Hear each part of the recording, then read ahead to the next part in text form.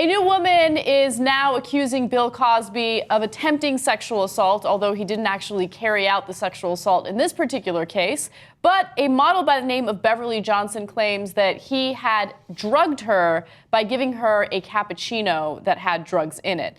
Now, apparently, back in the 80s, she was in a bitter custody battle. She needed some money. She needed some attention. So as a result, she wanted to basically audition for a small role on Bill Cosby's show. As she was auditioning for it, of course, she met Bill Cosby, and he invited her to come to his Manhattan apartment. She agreed to do so. She goes to the Manhattan apartment, and he says, hey, you know what? I got this new espresso machine. It's awesome. Let me make you the best cappuccino of your life. And unfortunately, she decided to drink it, and she spoke to CNN and kind of talked about what happened next. Take a look. He made this cappuccino, and I said I really didn't want to drink any coffee. It would keep me up late at night, but he was very insistent that I try this cappuccino that would be the best coffee that I would ever had. And so I relented, and he gave me the cappuccino. I took one sip, and I felt something very strange going on in my head. And after that second sip, I knew I had been drugged. It was very powerful. It came on very quickly. Yeah. So, couple of important notes here. Beverly Johnson was an enormously famous model back in the 1970s and 80s. She was on the cover of Vogue as an African American. It was groundbreaking. And at this point, she's obviously trying to get more roles.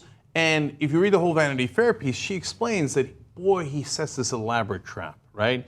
First, he has her come to the office, and then he says, let's read some lines at home. She says, well, it's the weekend. I got my kids with me, because because of the divorce, that's when she has her child with her. He says, oh, yeah, come over for the weekend. Bring your child. And he's Mr. Puddin' Pop or whatever he is, right? Okay, great. And then she feels really safe, but they don't read any lines that day. He says, oh, you know what? Come back during the week. Let's read lines then, right? And she explains in the piece, look, she's like, in the 1970s circuit, I was not unfamiliar with drugs and their effects, okay? And she's very honest about this. And then she says, when the second sip hit me, I knew immediately, oh my God, I'm gonna get knocked out. This is powerful stuff. Something was in there, right? Yeah. And now Anna's gonna tell you her reaction after that, right? But understand that Beverly Johnson, this is a huge thing for Bill Cosby, because she can pretty much only do damage to her reputation by coming out, right? There's nothing to gain here. She's already an icon. It's not like she's got an acting career or modeling career right now, this day and age. There's just nothing to gain here, right? Yeah, and she's never in the media for anything scandalous or salacious. She's never trying to drum up trouble or stir the pot. Yeah, you're right. She is an icon. She's someone who is tremendously successful. She really has nothing to win here. And coming forward and giving such elaborate details on what allegedly happened to her, I think is risky, but also super courageous. Because of course there are going to be a bunch of people that love Bill Cosby, and they're going to continue to deny that any of this is happening, even though there have been over 20 women who have come forward with very, very similar stories. As Ben well over. What is the number now? I honestly don't even know the exact number at this point. He must have done, and think of all the women who didn't come forward. Yeah. This guy probably raped hundreds of women. Yes. And the other thing I'm curious about is, did any of them die? Really? Why? Well, dude, if you got a drug that's going to knock somebody out in 30 seconds, plenty of people die from anesthesia. Maybe he administered a little too much once. Wow, I never heard of that. I never heard of it. I'm just saying, if you're using something that strong that knocks somebody out within 30 seconds of drinking it, and you put an extra drop in, he could have killed people. I was pretty sure. I was suspicious when he started pushing the Jell-O roofie pops. Have you remember those? So Ben texted me and said, if he is innocent, he is the unluckiest accused rapist of all. Okay. Dozens of women coming in with the same story that have not coordinated with one another, some of whom have nothing to gain. And she said, I didn't want to come out because then I'm going to get, this backlash. And she says, look, I'm African American, and African American men have enough trouble as it is. And I don't want to pile on to that because Bill Cosby, you got to understand, she said, when we were going through the 70s and 80s, he was such a successful African American, and it wasn't just that he was successful, he was a role model, right? He was this dashing man on TV before the Cosby Show, right?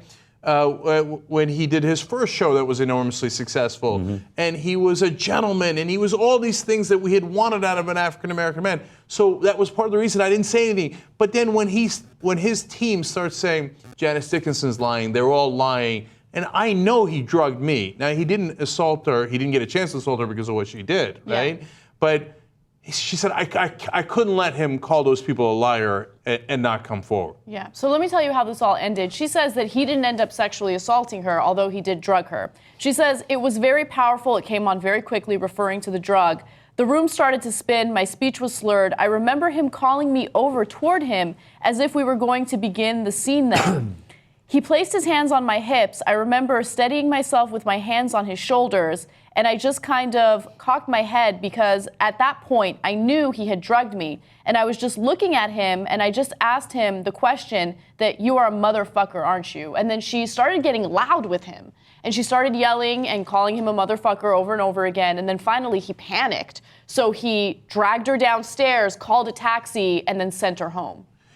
Now, to be fair to Bill Cosby, if he had not drugged her, right, and this woman starts all of a sudden screaming, "You're a motherfucker, aren't you?" She said he says at least 5 times. That's because she's like, I'm gonna go under any second. I could black out at any moment. I gotta get out of here. I gotta just try to defend myself in any way. But now let's give more context too. She, by her own description, was desperate for that role on the Cosby Show.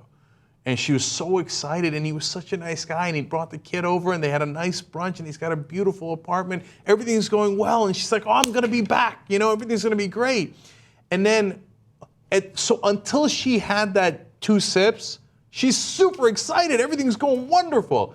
But she knows as soon as she has the 2nd sip, oh my God, it's like a moment out of Pulp Fiction. Like you're going under, right? And so she's like, no. And she starts screaming, you motherfucker, aren't you? This is who you are, aren't you, right? And then he gets pissed, according to her, and he drags her down the stairs, puts her in a cab, and she says she wakes up in her apartment. She doesn't know how she even got out of the cab. She thinks maybe it was her doorman that helped her, but she was knocked out for like a day and a half. Wow. Okay, so. Yeah, that's why I'm saying he likely, someone could have died from this. So it appears, obviously you need a real jury, right? And I don't know if he's ever going to get one, but in the court of public opinion, the jury is in.